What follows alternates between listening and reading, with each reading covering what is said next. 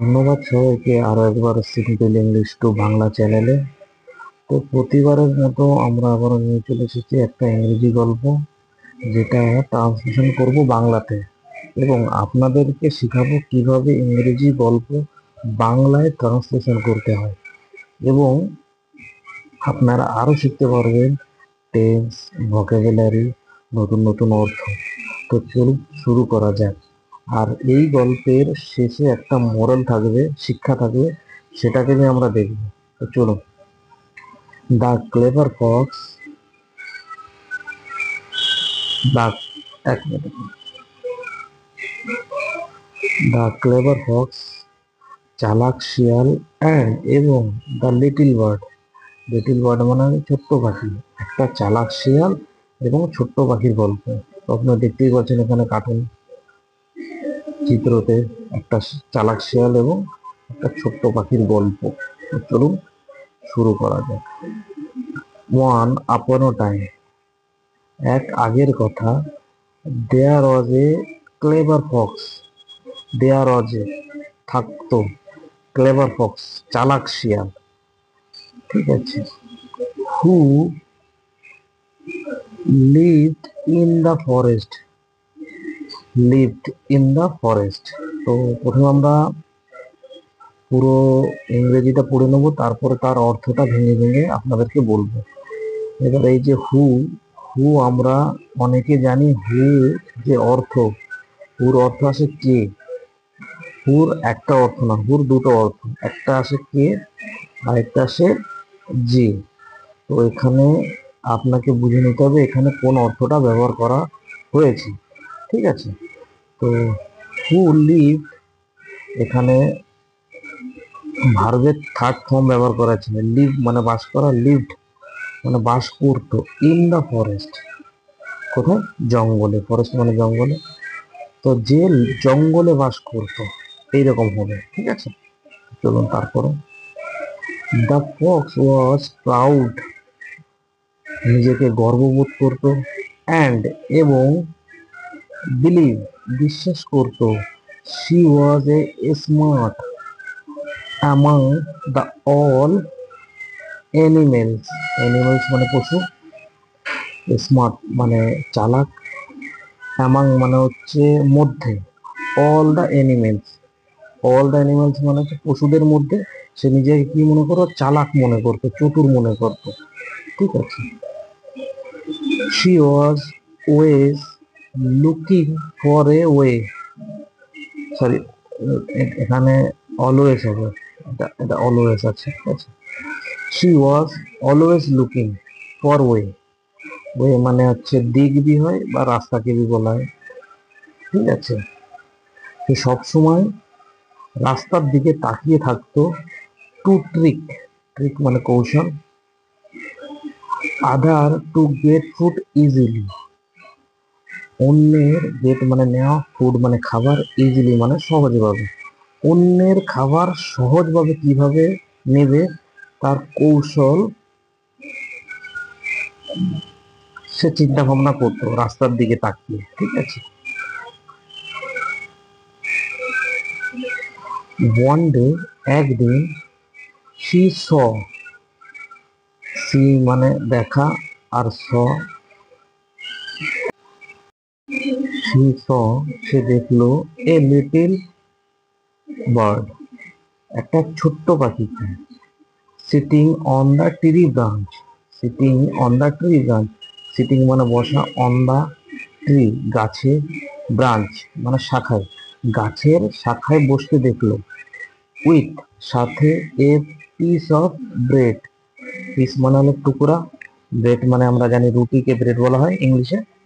তো একটা রুটির টুকরা নিয়ে গাছের শাখায় বসতে দেখলো, ইন ইটস ব্যাক, ব্যাক মানে হলো মুখে, তার মুখে, ওকে। তো দেখুন তারপরে শিয়ালটা কি চালাকি করে। দ্য ফক্স ডিসাইড, সে নির্ণয় নিল, টু ট্রিক কৌশলের, the bird to get bread. তো সে নির্ণয় নিল যে কৌশল একটা বের করলো, যে পাখিটির গেট মানে তো আমরা জানি, গেট মানে নেওয়া, ব্রেড, রুটিকে, ঠিক আছে। পাখিটির রুটি কিভাবে নেবে সে একটা কৌশল বার করলো। দেখুন সে কি কৌশলটা বার করলো। তো সুতরাং সি স্যাড, সে বললে, হোয়াট এ বিউটিফুল বার্ড, কি সুন্দর পাখি। আই থিঙ্ক, আমি মনে করি, you have the lovely voice, you have the, তোমার আছে, লাভলি মানে মিষ্টি, ভয়েস মানে কণ্ঠ, তোমার আছে মিষ্টি কণ্ঠ, ইন দ্য ফরেস্ট, এই জঙ্গলে, এই জঙ্গলে তোমার কি আছে, একটা মিষ্টি কণ্ঠ আছে, ঠিক আছে। Could you sing for me, could you sing for me, তুমি কি আমার জন্য গাবে, ঠিক আছে। কি কৌশলটা লাগালেন আপনারা যারা যারা বুঝতে পেরেছেন তারা একবার কমেন্টস করে জানান, যে সে যদি তার মুখে ব্রেড আছে, সে যদি গান গায় তাহলে ব্রেডটা কার কাছে যাবে, ঠিক আছে। বুঝতেই পারছেন কি কৌশলটা লাগাইছে। তো চলুন তারপরে, I have love to hear, আমি শুনতে ভালোবাসি, সুইট ভয়েস, মিষ্টি কণ্ঠ, আমি শুনতে ভালোবাসি কি, সুইট ভয়েস, মিষ্টি কণ্ঠ, আমি কি করি, শুনতে ভালোবাসি। তারপরে দেখুন এই আর একটুই আছে, তারপরে মরল আছে, আমরা মরলটা পড়বো, ঠিক আছে, সুন্দরভাবে। তো এখান পর্যন্ত যা যে যে বুঝতে পেরেছেন বা যে যে বুঝতে পারেননি সে আবার আরেকবার রিপিট করে দেখুন।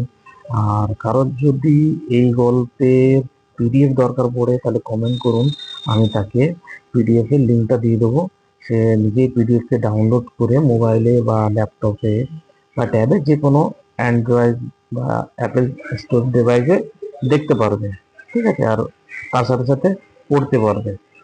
তো চলো, the bird was realise, realise মানে বুঝতে পারা, এই দিয়েছে বুঝতে পেরেছি, পাখিটি বুঝতে পারলো। This Fox is very clever, this Fox, এই শিয়ালটি, ভেরি ক্লেভার, খুব চালাক, পাখিটা বুঝতে পারলো যে শিয়ালটি খুব চালাক। দেখুন, the bird say no more, পাখিটি কিছুই বললো না, সে বুঝতে পেরে গেল কিন্তু তার কিছু বলার কিছু নেই। পাখির সাথে ওই সরি শিয়ালের সাথে মানে তর্ক করার কোনোই দরকার নেই, জানে তার মুখে ব্রেড আছে, সে তর্ক করতে গেলেই ব্রেডটি পড়ে যাবে। সে বুঝতে পেরেছে, বুঝতে পেরে সে কিছু বলেনি। Flying to the sky, flying to the sky, আকাশে উড়ে গেল। দেখুন আকাশে উড়ে যাচ্ছে পাখি, কিছু বলেনি, সে বুঝতে পেরেছে শিয়ালটি চালাক, তার কৌশল বের করছে আমার কাছ থেকে খাবার নেওয়ার জন্য। সে বুঝতে পেরে চুপচাপ চলে গেল, সে তাকে আর কিছু বললো না, কারণ বলতে গেলে খাবারটি পড়ে যাবে। তো চলুন মোরালটা আমরা পড়ি। মোরাল কি আছে, নেগেটিভ গাইজ, নেগেটিভ মানে হলো কি বলতো, গাইজ মানে হলো লোক, নেগেটিভ মানে হলো দুষ্টু, মানে না বাচক যে শব্দগুলো হয়, ঠিক আছে।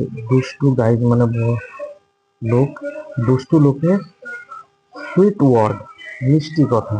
আর গাইজের এখানে এখানে এস আছে, এস মানে কাকি কে হবে, মানে অনেকগুলোকে বোঝাচ্ছে, ঠিক আছে। তো নেগেটিভ গাইজ, সুইট ওয়ার্ড, দুষ্টু লোকে মিষ্টি কথা।